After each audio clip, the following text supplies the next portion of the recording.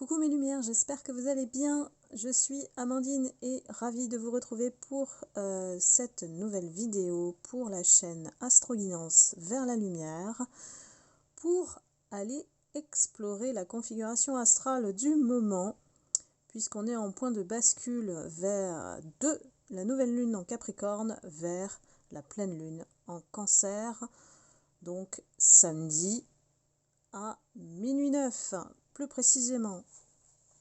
Et pour ça, c'est très très lourd là. On commence à entrer dans une configuration de planètes qui seront pas mal en rétrograde, certaines. Je vais vous expliquer un petit peu le contexte avant de venir à la pleine lune en Cancer. Je sais que la nouvelle lune en Capricorne a permis à beaucoup de constater le travail personnel qui a été fait et les récoltes, les récompenses par rapport surtout à ceux qui se sont libérés au niveau de l'énergie cosmique. Mais ici, il faut s'attendre, avec cette pleine lune en Cancer, à un tsunami cosmique. Pourquoi ? Parce que pour vous expliquer ça, il faut que je vous explique aussi toutes ces planètes en rétrograde qui se placent là, toutes en même temps, à la même période. Alors là, ça va être assez sympa. Pour ceux qui ne savent pas ce qu'est une planète en rétrograde, c'est une planète qui a une trajectoire et une vitesse de rotation qui semble s'inverser depuis la Terre.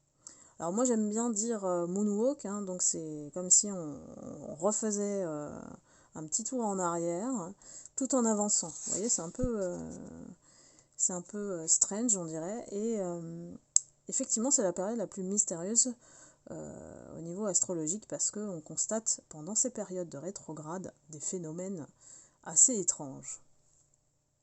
Donc liés aux planètes qui sont porteuses d'une énergie, et on associe un signe astrologique qui va donner un petit peu la tendance. Donc je vous la fais courte quand même. Alors, la première planète qui est en rétrograde, c'est la première qui a commencé, c'est Mercure, la petite vilaine, la planète de la communication. Elle est entrée en rétrograde le 29 décembre. Et elle est là, elle nous accompagne jusqu'au 18 janvier. Qu'est-ce qu'elle nous apporte cette configuration ? C'est que Mercure, qui adore mettre un petit peu le souk dans la communication, c'est la planète de la communication, elle va jouer avec nos nerfs. Ben oui. Et que peut-être que depuis la fin d'année, vous avez senti un petit peu que tout devient compliqué. Quand on veut faire simple, là, c'est pas possible. Elle nous complique la vie et elle nous met parfois des difficultés qui se cumulent. Donc observez dans votre vie s'il y a des événements qui ralentissent, qui sont compliqués à dénouer. Ici, Mercure est en Capricorne, donc on nous recommande d'anticiper ici, de planifier, d'organiser. Avec ça, une petite tendance pessimiste et stressée avec ce qui se passe, on recommande effectivement de prendre un peu de recul. Donc ce mois de janvier, il est assez costaud, ça commence déjà avec Mercure. À cela s'ajoute Mars en rétrograde qui va l'être du 1er au 11 janvier. Bon, tenez bon, Mars s'en va bientôt. C'est juste une histoire de quelques dizaines de jours. Mars en rétrograde, il est actuellement en Gémeaux. Ça veut dire quoi ? Gémeaux, c'est un signe qui va vous amener à faire preuve de plus de sagesse, de ne pas aller s'entêter inutilement, sinon ça va vous fatiguer très vite, et puis vous allez avoir du mal, pour certains, à rassembler vos forces vitales. Vous allez vous sentir très très fatigué d'un coup. C'est une énergie lourde qui s'ajoute avec ces planètes en rétrograde. Donc il y a un risque de se disperser avec le Gémeaux, et puis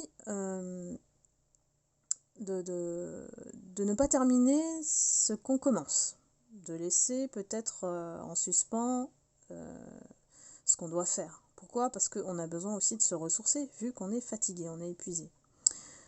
Donc vous inquiétez pas, moi je pense qu'à partir du 12 janvier, ce qu'on ressent, c'est que y aura déjà un poids en moins.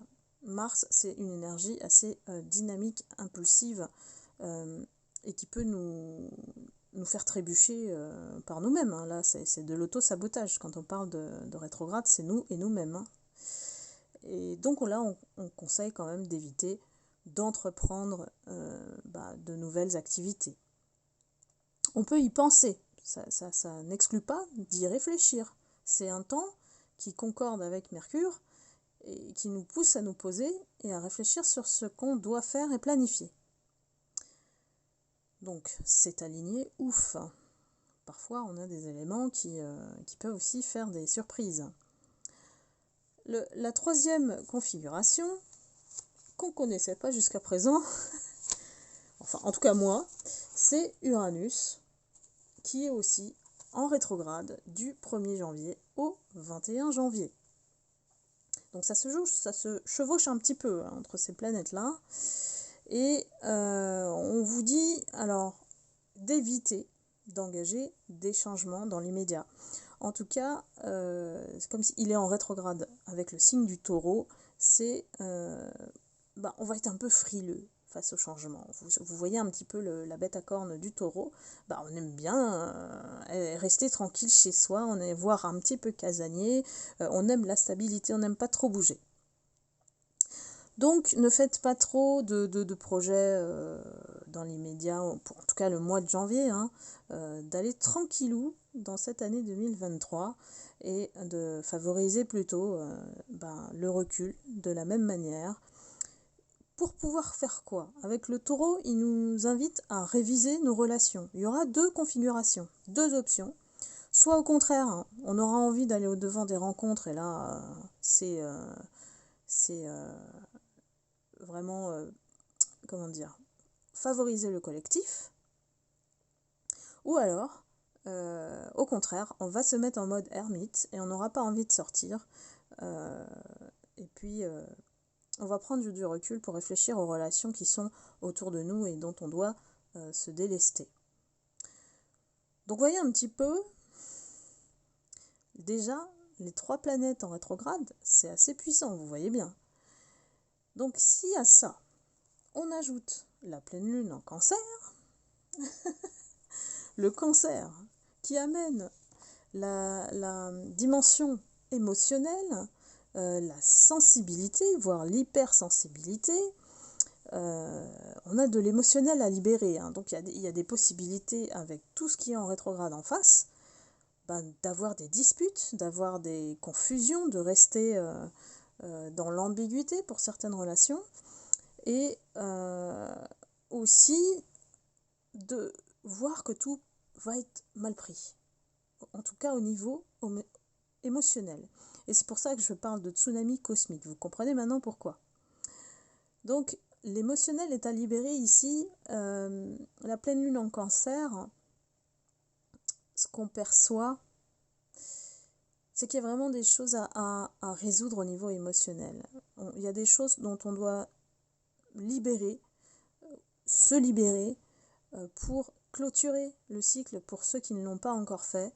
Il y a peut-être encore des petits résidus, hein. Voilà, on n'est jamais à l'abri du définitif, hein. De toute façon, la vie, c'est un apprentissage permanent. Et l'atmosphère est plutôt tendue. Et je pense qu'avec la pleine lune en Cancer, les cancers ont tendance à cacher leurs plus lourds secrets, hein, ou ne veulent pas être découverts dans leur faiblesse, et montrent toujours une image parfaite. C'est un peu comme ça, parce qu'elles ne veulent pas justement qu'on entre dans cette dimension très intime. Elles ont du mal parfois à se confier ou à ouvrir leur cœur. Ici, il y a des personnes qui devraient avoir des révélations surprenantes sur certaines personnes, ces personnes qui cachent des choses. Alors quand on dit cacher des choses, ça peut autant être positif que négatif. Il n'y a pas de connotation derrière quand je vous dis de cacher. C'est qu'il y a peut-être une nature qui ne se révèle pas et qui, pendant cette période de pleine lune en Cancer, vous allez voir les secrets révélés. Donc là, ça doit résonner avec ce que vous vivez, votre situation, hein. Bien sûr, c'est une guidance collective. Donc il y a beaucoup de personnes qui vont se rattacher au collectif ou chercher de l'affection entre les amis, les personnes qu'on aime bien sûr, hein, les personnes qu'on n'aime pas, on les laisse là où elles sont. Et on a besoin d'un réconfort parce que y a beaucoup de choses qui se passent avec cette configuration astrale et que faites attention à ne pas aller dans des chemins où vous énervez, où vous entêtez. Voilà, faites preuve de sagesse. C'est vraiment le message qu'on vous transmet pour vivre, en tout cas, au mieux stagner lorsque les énergies cosmiques sont turbulentes, voire créer un véritable tsunami planétaire au niveau énergétique, hein, je vous dis. Donc voilà, c'est assez remuant, ça s'annonce assez compliqué. Donc gardez toujours votre joie, votre optimisme, c'est important parce que moi je vous l'ai dit toujours, quand on a peur, quand on est dans le stress, dans la colère, dans des émotions comme ça qui nous poussent à l'instabilité et donc à ne pas être ancré, eh bien on peut très très vite se laisser perturber et on perd pied. Donc je vous invite à garder votre joie, votre bienveillance, votre amour pour vous, l'amour inconditionnel, d'avoir confiance tout simplement en l'univers, aux énergies cosmiques. Ça va passer, ne vous inquiétez pas, ça va passer. Il n'y a pas de choses qui soient insurmontables dans la vie à partir du moment où on comprend la période qu'on traverse, et j'espère pouvoir vous aider à travers ces guidances, et qu'on sait qu'il y a un bout qui arrive et qu'il faut juste attendre et patienter sans bousculer ces énergies. On va juste les laisser traverser, comme les émotions. On ne les prend pas personnellement, on les laisse traverser. Voilà, prenez ce qui vient à vous au niveau émotionnel. Sur cette période avec la pleine lune en Cancer, ça va être un peu bousculant. Donc voilà, d'ici la prochaine nouvelle lune qui sera en Verseau le 21 janvier, eh bien c'est pas si long que ça, hein, quand on voit, ça passe vite le temps, hein, c'est juste 3 semaines, hein, donc c'est plus les planètes en rétrograde qui nous perturbent un peu plus longtemps. Voilà mes lumières, accrochez-vous, surtout à votre lumière. Et puis, soyez amour, vibrez amour, tout va aller bien si vous êtes dans ce conditionnement, on va dire, au niveau de votre état d'esprit. Voilà, je vous embrasse, je vous souhaite de prendre soin de vous. Voilà, je suis perturbée aussi là du coup. Et puis, je vous retrouve très vite pour une prochaine guidance. Je vous embrasse, à bientôt, bye bye.